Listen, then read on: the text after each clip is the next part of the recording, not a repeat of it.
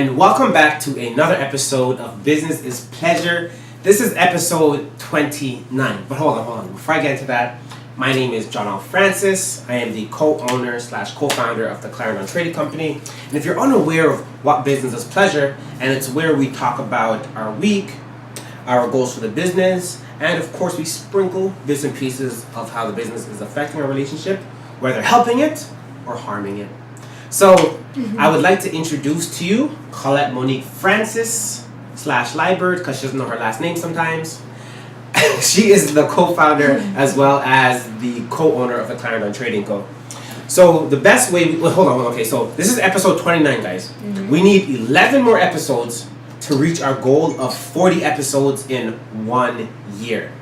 So I think we have about like 13 more weeks left of the year. Yeah. And we're going to reach that goal, guys. We're going to kill it. Because honestly, I didn't think we'd do 40. You know when you say something, but in reality, like, okay, we'll do like 25, we'll do like 30. Yeah. So I'm really like, just proud of us, babe. Like the consistency that we've showed throughout this whole year.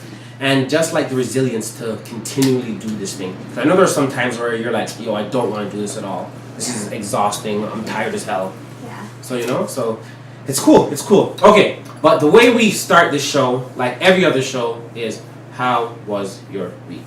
My week was good. I got a lot of stuff done. Mm-hmm. You were away. Yep, I was gone. I had to fly off to America. America. The land of, what is it, the land of dreams or whatever? The land of the great? Something like that. I don't know, but yeah. I think this land is great. Yep. So you were in Boston, and I was here by myself, which was cool. I missed you. Did you appreciate me more? Yeah. Okay. Did you appreciate me more? No. No? No, not at all. That's rude. I'm joking. Yeah, because like, we're generally around each other like every single day. So like those 4 days, I was like, oh, like a bit of a void. But now that like, when I saw you, but you know what's funny? Like, it made it more enjoyable, like FaceTiming you and talking to you on the phone. Because it was like a little treat. It's like, oh, I'm talking to her all day. Like, oh, my baby. Like, you know what I mean? And it was nice. Where it was just that like, oh, like, I can't wait to see her again. You know what I mean? But it's kind of crazy. Like, they all... That was a little aggressive. Yeah, because, I couldn't help it. But, like, it's kind of crazy because of what they say. Like, you know, like, what is it? Distance allows the heart to grow fonder. Or absence or whatever. And, like, there is some truth to that. You know what I mean? Yeah, for sure. Like, you appreciate the person more. You miss them. Like, you miss all the little things that you do that I had to do for those couple of days. Like, like when you came after me, like, I missed that so much. Oh, my gosh. I had to put together, like, 20 packages. I was pissed. Usually you do that. Yeah. It took like 4 hours. But it was nice though. I think it was a good experience, especially like with Boston. I had family over there, so it was nice because I was able to have a business / family trip, and it was kind of crazy because like every time I get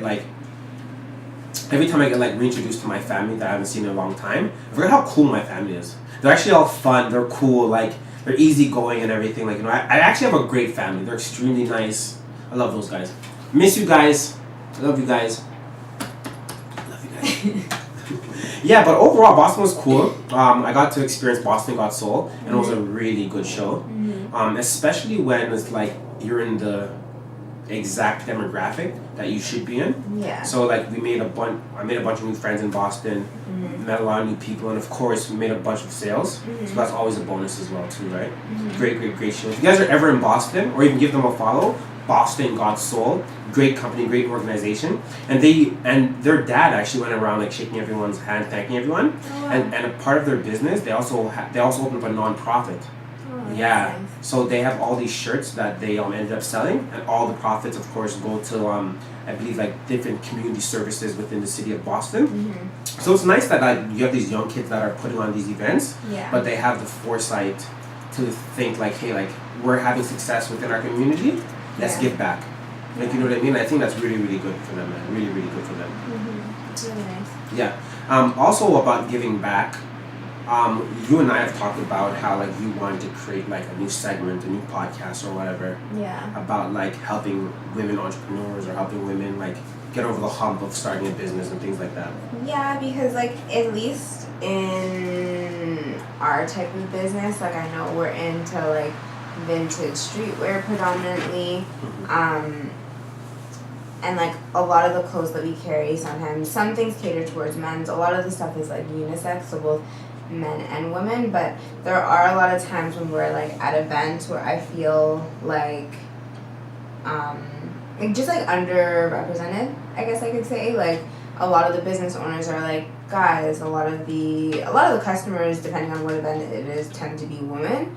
But a lot of the times, like other business owners in the area tend to be men, especially for like the streetwear, like sneaker types of events that we do.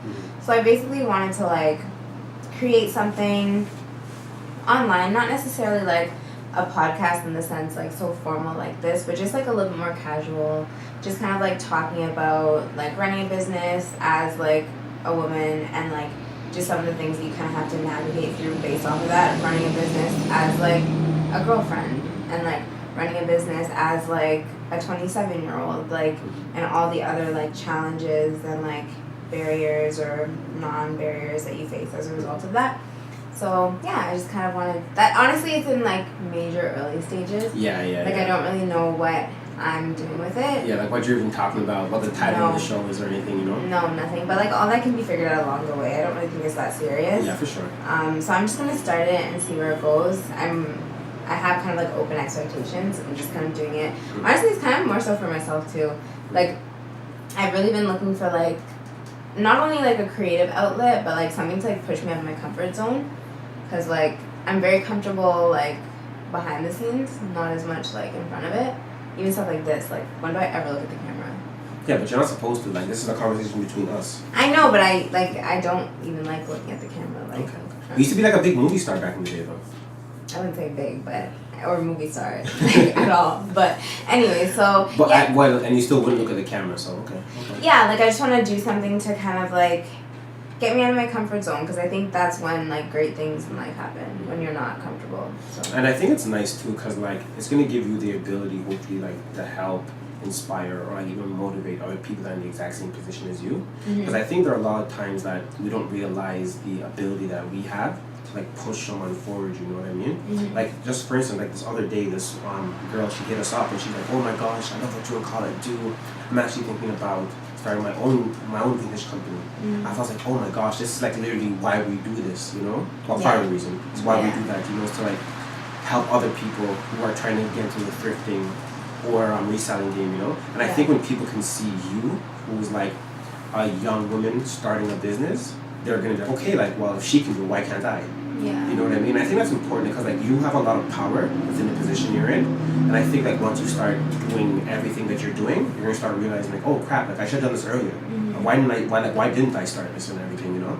Yeah. So I'm excited, and I think like it also, because like obviously like with being in business, I'm sure you feel this too sometimes. Like sometimes like there are moments when like you have like a lull, when like you're not as like motivated as like sure. you can you're human, be or should be. Like yeah, you're human. So like I feel like something like this, it'll give me someone else to be accountable to.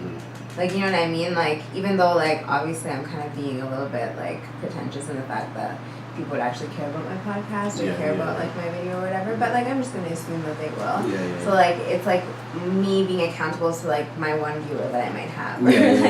But sometimes that's all you need, right? Yeah. So, and, like, that's what's important. It's, like, the same way you're going to treat this if it was 1,000 people, treat it the exact same way with that one viewer. Exactly. Like, you know what I mean? I think that's what's really, really important.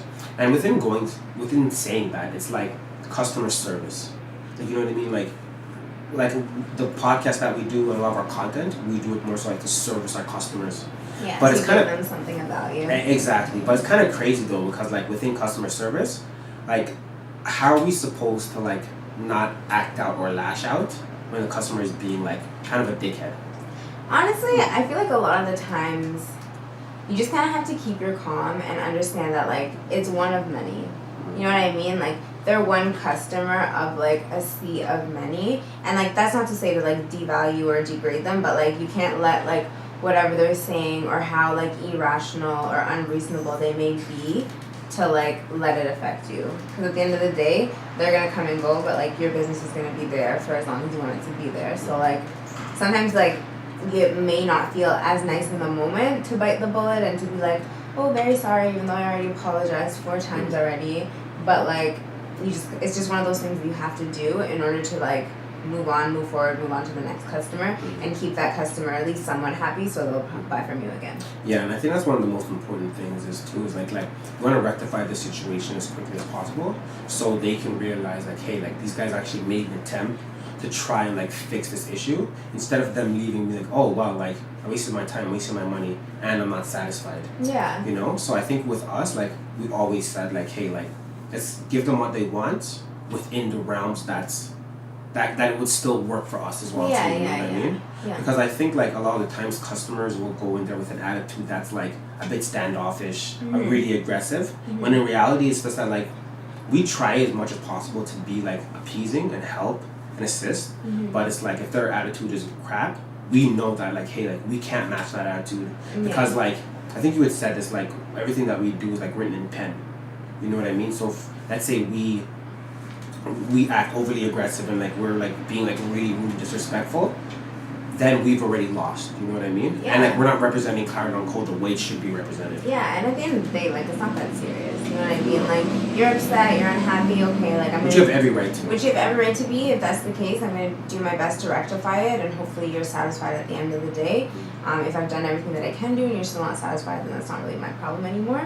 But like I'm going to try my best, you know what I mean? And like you can't take it personally because at the end of the day, it's just stuff.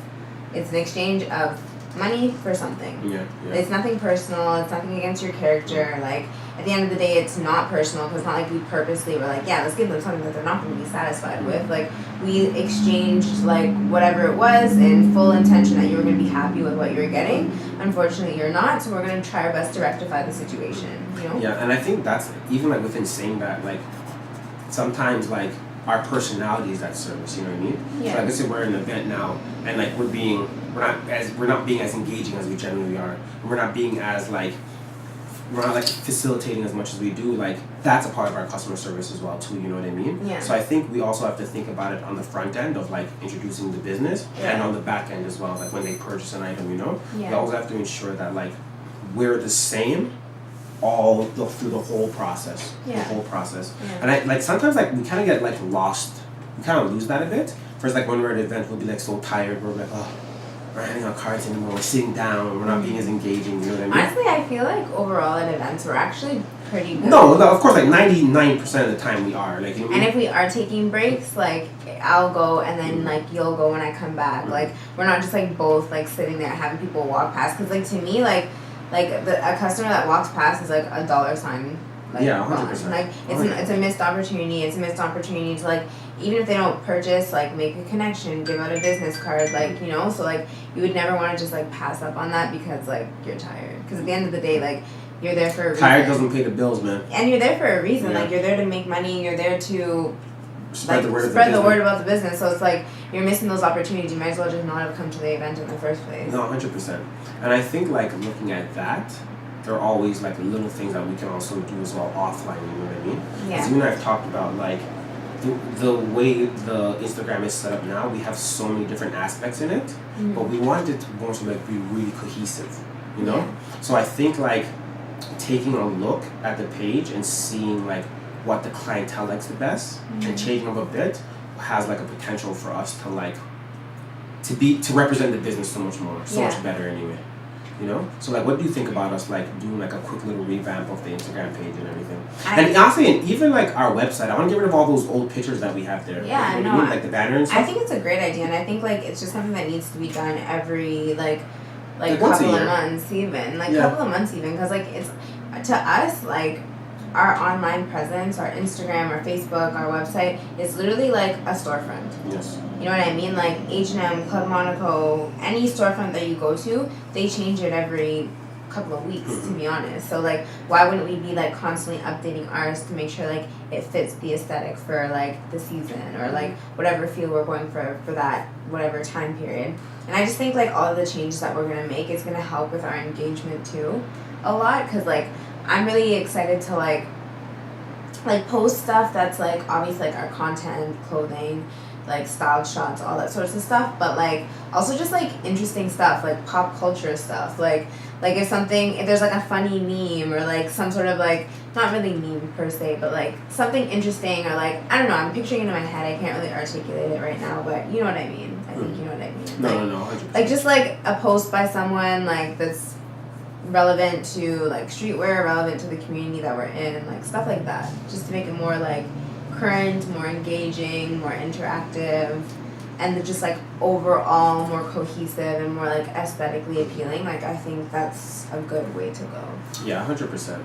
And like the way the company is going now, I think it's important, like what you're saying, to like constantly change those things, because like I like going to a website like, oh crap, this has changed. Like you know what I mean? And like it gives you a reason to like scroll through more, to check out what's different, to check out what's changed and everything, you know? Yeah. So like overall I think like we just need to sit down and figure out exactly what we want it to look like. And once we do, going forth, we can figure out like day by day or whatever. And it's like, it's not gonna happen overnight. We're not gonna like figure it out the first time or whatever, you know what I mean? Yeah. Like our process is always trial and error. Yeah. So I think we're gonna be messing up for like probably the first month. And then we're like, okay, like, yeah, we got this. Yeah, we got this. Yeah. One thing I really wanna do though, I wanna look at like other businesses and like use them as inspiration as well too, you know? Mm-hmm. Maybe it's like a car Instagram page that we can take inspiration from, you know what I mean? Mm-hmm. Maybe it's like a furniture Instagram page that we can look at and like, okay, well, I like the way these guys incorporate these different aspects and everything too, you know? Yeah. I don't want us to be like so narrow-minded that we're only thinking about like clothing aesthetically, you know what I mean? And I think also we need a little bit more like consistency in like our overall page, because like I know for a while we were trying to do like the color blocking a little bit, but like I feel like if you're doing color blocking, it needs to be like color blocking throughout. Mm-hmm. Like, can't be like, yeah, we did color blocking for like a month, and then we like, and then, like, you know how on our Instagram, right? Like, if you put like a blue picture, the next picture will be blue, and the next picture will be like bluish, and then you put a red picture, and the next picture will be reddish, and the next picture will be like kind of a reddish as well, like kind of like the colors, like they're all kind of like matching together. Whereas like sometimes I feel like we do it, and sometimes I feel like we don't do it. So I feel like if that's something that we want to continue with going forward, then we should focus on the consistency of that for the overall look of the page. I personally don't care to do it. As a whole, I want to get away from the whole color blocking thing, because like when you take it and look, when people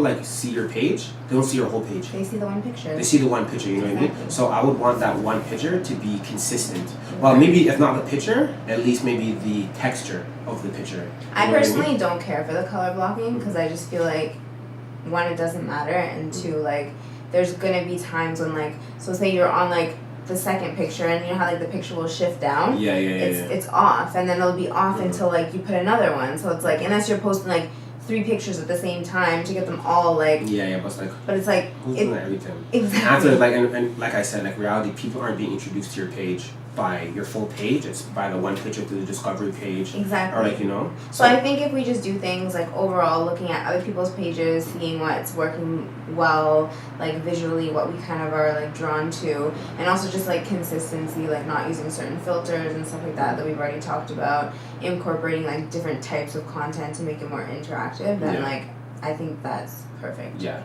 because like it's like what we always said, right? We don't always just want to have selling to people, selling to people, because like they can go to any other page to be sold something, you know what I mean? Yeah. Whereas us, we actually want to make it interactive, we want to bring a lot of value, and of course just like we want to have some dope shit there for them to like really enjoy and everything, you know?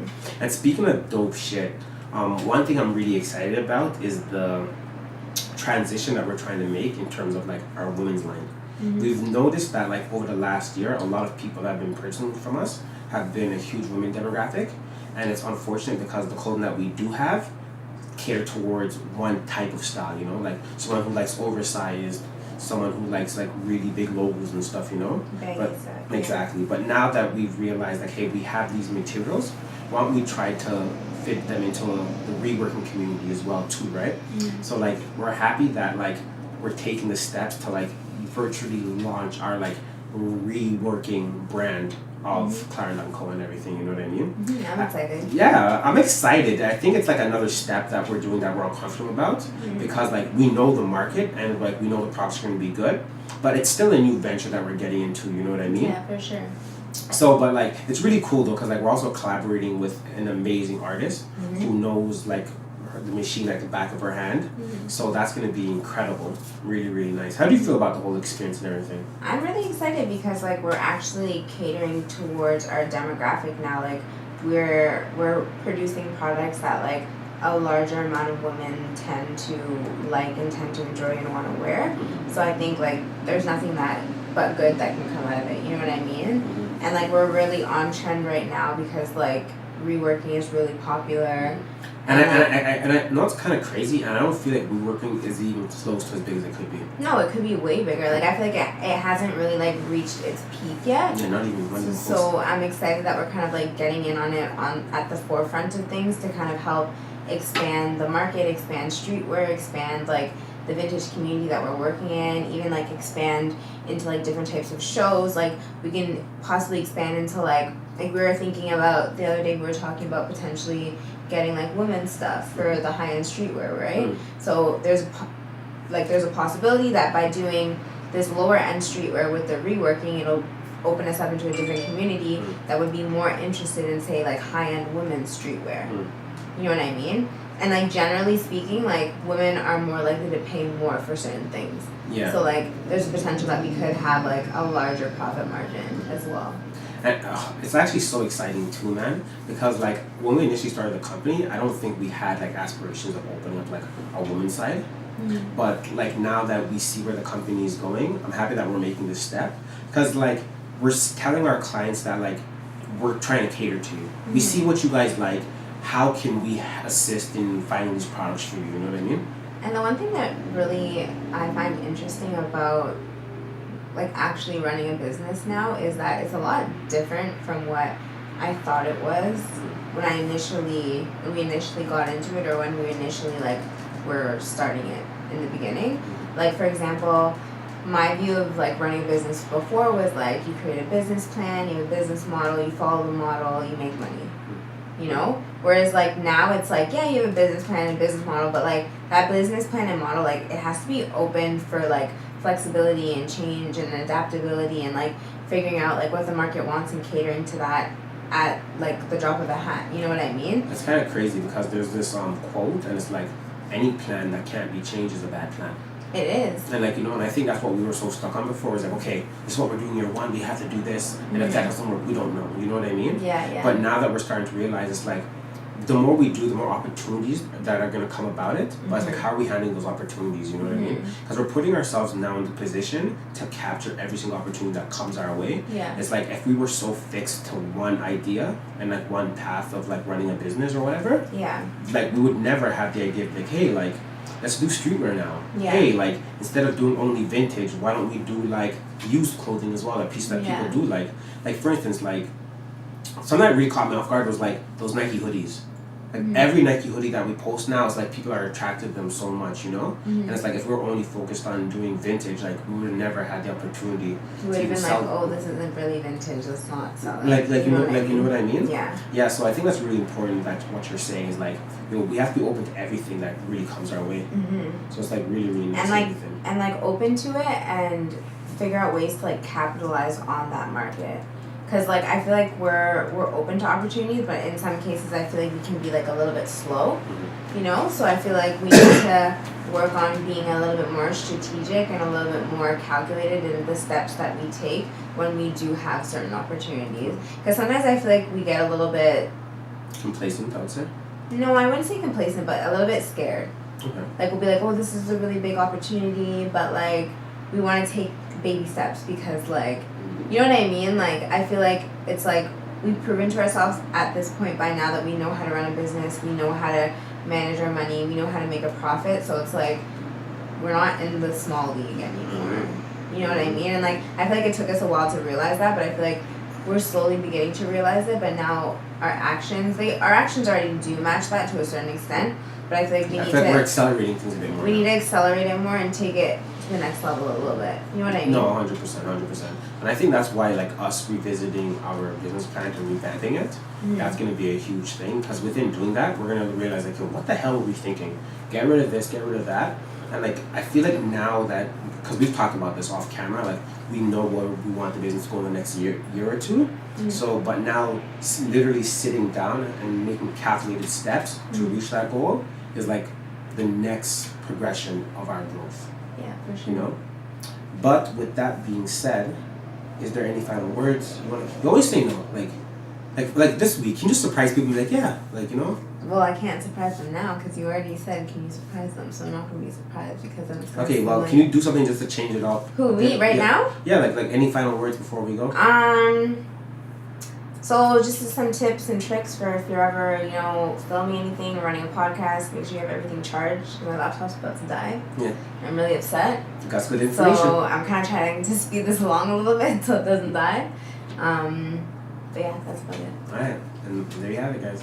Use that tip and trick whenever you're shooting a podcast or videos. Yeah. Alright, guys, thank you so much for joining us again. Episode 29. This was so divine. Until next time, peace. Bye.